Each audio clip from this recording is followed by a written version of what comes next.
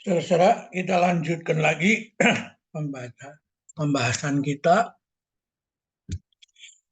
yaitu bagaimana orang di India itu memahami ini semua jauh ribuan tahun sebelum peradaban. Sana ada kisah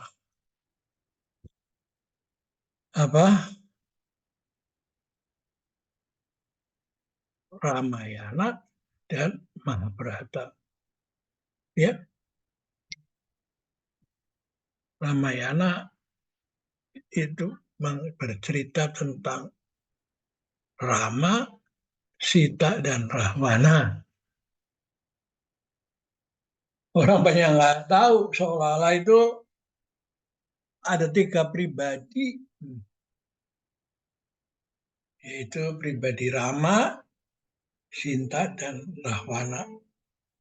Rama punya istri diculik oleh Rahwana, diculik oleh Rahwana ya, yang menyamar menjadi Idang Kencana ya, idang dari Mas. Lalu bawa Alengka dan ajak kawin, tapi Sinta tidak mau. Dia mau tetap setia pada Rama. Akhirnya Rama pergi merebut kembali Sita dan dibantu oleh Anoman sama pasukan keranya Sugriwo sama Subali. Dan lalu terjadi perkelahian yang menarik dulu waktu saya kecil. Saya tertarik sekali ini cerita begini. Ada Kumbokarno, itu ada lagi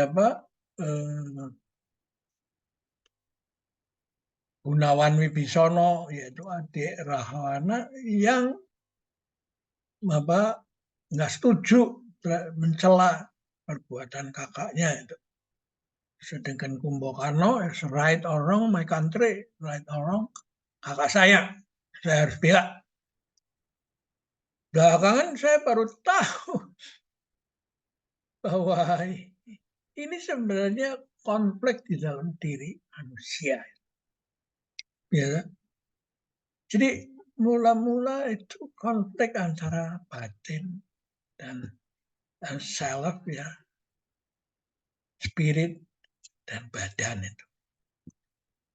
Rama itu gambaran dari spirit yang tinggi yang tinggal aman damai di negaranya sendiri, spirit Ayodhya gitu. Sampai dia spirit itu tergoda dan tertarik pada Sita. Sita itu keinginan duniawi itu.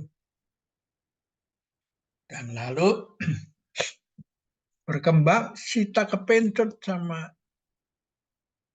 Kijang Kencana. Hingga akhirnya dia kejar terus, lalu ditangkap oleh Rama. Ternyata Kijang itu adalah penyamaran daripada Rahwana itu, Rawan. Gitu. Jadi ternyata lalu Sita itu ditawan dan lalu tetap tapi dia terus berdoa supaya bisa bersatu dengan Rama. Akhirnya kita menjadi jelas bahwa Rahwana itu self yang kabur karena tertarik oleh keinginan jasmani itu. Jadi itu Rama, Sita, dan Rahwan terada di dalam diri setiap orang. Ya, akhirnya dia itu tidak tahu siapa dirinya karena Rahwana itu mempunyai 10 muka dan 20 tangan itu. Ya. Tapi akhirnya happy ending karena lalu itu bersatu kembali dan hidup aman dan damai. Jadi itu orang India mau mengatakan bahwa yuk, aduh, ngapain yuk mau merubah dunia? Yuk, rubah diri you sendirilah. Ya, toh? Jadi ngapain rubah dunia macam-macam mau jadi pahlawan sana sini menjadi suci menjadi padahal urusannya ada di dalam dirimu. Kalau you tidak bisa mengatasi unity body and mind, ya jadinya ribut nggak karuan itu. Kalau dirimu ribut, lalu yang di luar jadi ribut. Soal yang you pecahkan jadi acak-adut kan. Nah, di sebelah kanan adalah cerita tentang Barat.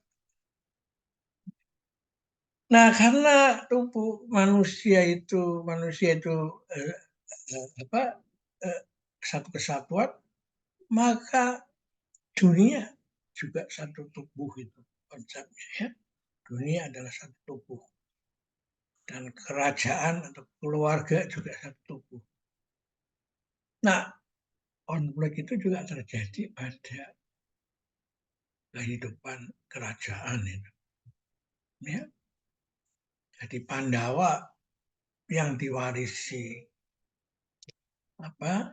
kerajaan disandra sama Korawa. Niat kehendak jelek itu dalam diri seseorang itu. Lalu Pandawa diusir dan akhirnya dia merebut kembali dibantu oleh Krishna yang tiada lain adalah titisan daripada Wisnu. Ya. Akhirnya si siapa negara Astina bisa dikembalikan dan diajarkan seni memimpin yang benar yaitu Hasta Brata, 8 jalan alam itu. Ya. Di dalam cerita Ramayana itu juga akhirnya instead of menjajah Alengka, Rama itu kembali bersama Sita kembali ke Ayodhya, hidup damai, dan sebelum meninggalkan Alengka, si Rama yang adalah titisan Wisnu mengajarkan Wahyu Makutoromo yang itu adalah Hasta Brata lagi itu. Ya. Jadi Hasta Brata muncul di mana? Di Ramayana dan juga di Mahabharata itu. Ya. Berikut ini Hasta Brata adalah begini. Ya. Jadi ini Arjuna turunkan kepada Arjuna dan di sini Krishna. Ya. Hasta itu 8, Brata itu laku alam, memimpin semua yang akan terjadi di dalam alam semesta ini terus berproses ya. Dan karena itu disebut wahyu, memimpin bagi raja. Raja yang akan memimpin itu hanya bisa sukses kalau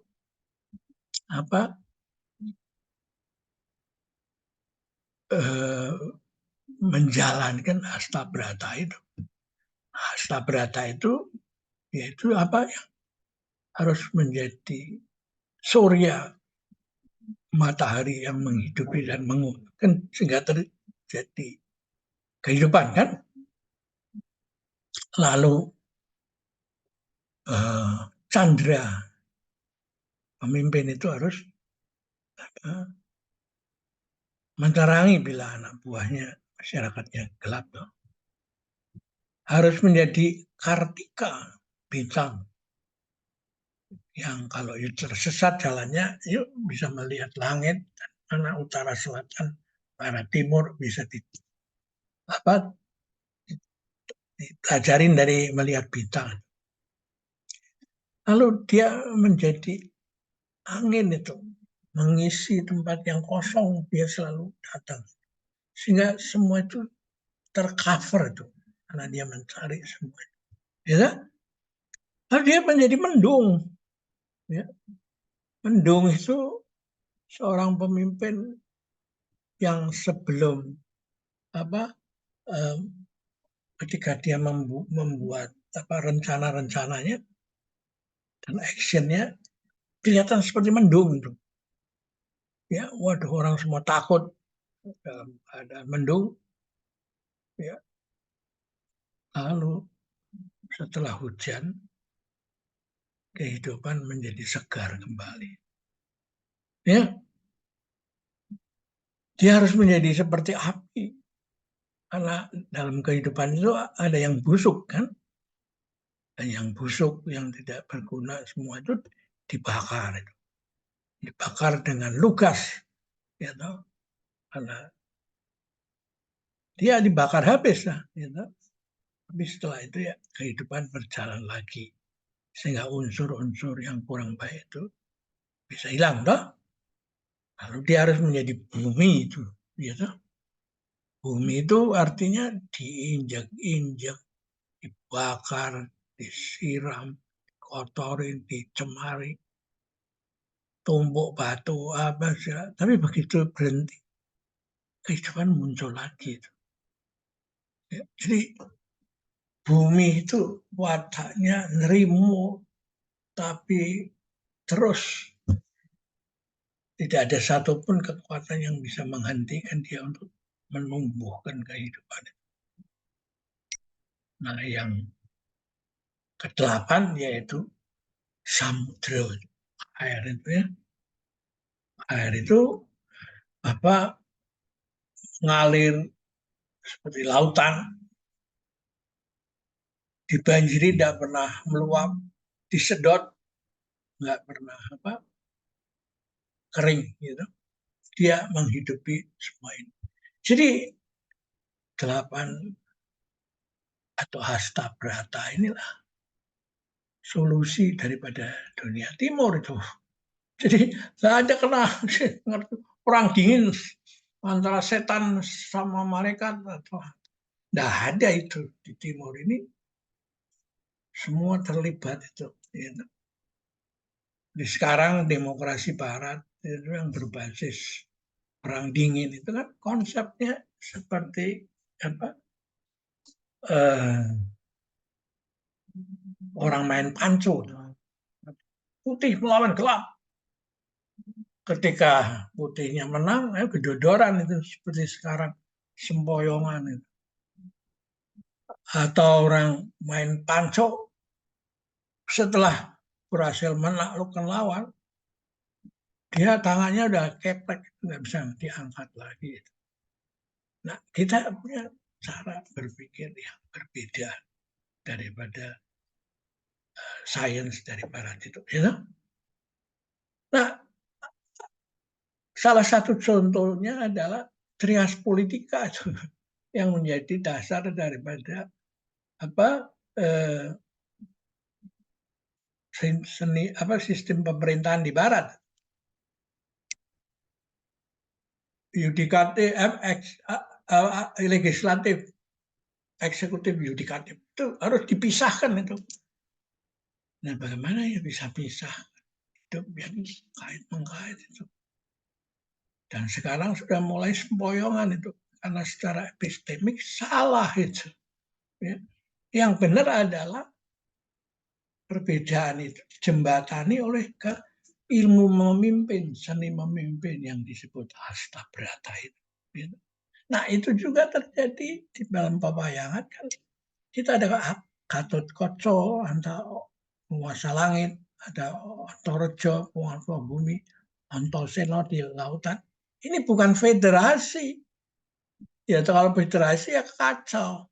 Semua muncul egonya sendiri. Nah ini disatukan oleh hasta brata tadi itu. Ya, kan menarik sekali tuh. Bahwa ancient wisdom di zaman now itu, kebajikan klasik, itu yang benar-benar aplikabel itu. Ketika demokrasi sekarang sudah sempoyongan itu. Dan silakannya sudah digandrungi seperti makanan, sudah digandrungi semua, ternyata junk food itu. Tapi bagaimana menyelesaikan itu? Ya sudah, diperbaiki yang junk food itu dirubah menjadi dievaluasi kontennya dengan pikiran-pikiran timur ini sehingga tetap ada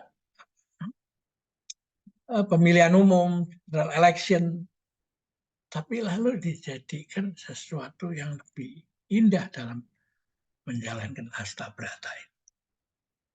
Nah, mengapa bisa itu terjadi? Nah, ini ada tokoh yang paling tinggi besar dan gagah perkasa nih, namanya Bima. Nah, dia dibisikin oleh seorang pendeta Dorna yang sebenarnya mau menjebloskan dia supaya dia celaka, gitu. Mati itu. Dia disuruh mencari air kehidupan di laut itu. Supaya dia pergi ke laut dan nggak bisa kembali lagi. Gitu. Sehingga Pandawa kekurangan satu tenaga lagi kan, tinggal 4 kan. Nah, karena patuh pada guru, Bima ini pergi ke laut dan akhirnya ketemu naga itu, diperkelahi sama naga itu, gitu. Dan akhirnya naga itu ditaklukkan oleh Bima itu. Tapi lalu si Bima ini lantas di mana itu air kehidupan itu? Nah, tiba-tiba muncullah Bima kerdil itu, kecil. Itu. Dan lalu dia tanya, saya di mana ada air kehidupan itu? Si Bima kerdil itu menunjukkan telinganya dia. Dan si Bima itu diminta apa yang begitu tinggi besar itu memasuki telinga dari Bima kerdil itu. Jadi orang tidak boleh rumongso bisa, tapi harus bisa mawas diri dan mau menghilangkan ego, ya, untuk bisa menjalankan misi yang lebih besar. Ya, dan inilah yang menurut saya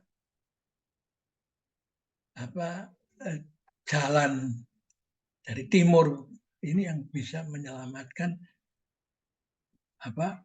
demokrasi yang sempoyongan ini, karena konsepnya itu menggedekan ego, gitu, malahan, ya. Nah, kalau Anda ke Kuta, keluar dari bandara itu ada gambar Astabrata ini, ketika Bima itu berkelahi dengan naga itu, ya.